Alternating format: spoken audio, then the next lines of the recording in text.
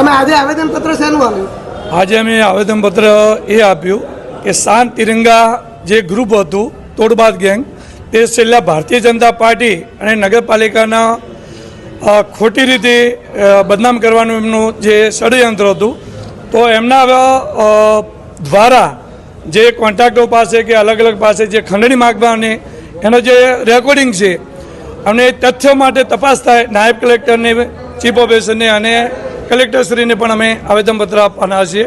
તો આ ટીમ દ્વારા છેલ્લા કેટલા સમયથી ભારતીય જનતા પાર્ટી અને ડીસા નગરપાલિકાને ખોટી રીતે બદનામ કરી રહ્યા હતા, તો ખરેખર એમના દ્વારા જે ખંડણી માગી રહી છે એની પૂરેપૂરી તપાસ થાય એના માટે અમે આવેદનપત્ર સદસ્ય અને સંગઠન દ્વારા આપવામાં આવેલ છે. તમે જે આ તોડબાજ ગેંગ કહો છો, એમાં એકાદ કોઈ તોડ કે એવું કોઈ પ્રૂફ ખરું કે જાણે એને પૈસા લઈ ગયા તોડ કર્યો હોય તમારી ભાષામાં? આ રેકોર્ડિંગમાં સ્પષ્ટ થઈ રહ્યું છે અને કેટલા વેપારીઓ પણ અમને મળી ગયા છે, એ પણ એમના દ્વારા એ લોકો દ્વારા જે તોડ કરવામાં આવી રહ્યો છે. અને ડીસાના નાગરિકોને અને વેપારીઓને પણ કહીએ છીએ કે આ તોડ ગેંગ દ્વારા તમારી સાથે જે અન્યાય થયો હોય તો અમારા ભારતીય જનતા પાર્ટીના કાર્યકર્તાઓને મળો અને અમે તમારું નામ નહીં આપીએ અને એ લોકોને ખુલ્લા પાડવામાં આવે. વાયરલ વિડીયો છે એ કર્મચારીનો છે, તો કર્મચારી રેકોર્ડિંગ કરી હોય તો એની કાયદાની પહેલી શું ફરજ આવે? એને પૂરેપૂરી તપાસ થાય. કર્મચારી છે અને આપણો પહેલી વસ્તુ પ્રશ્નને સમજી લો ના કે રેકોર્ડિંગ જેણે કર્યું છે કર્મચારી, કાયદાકીય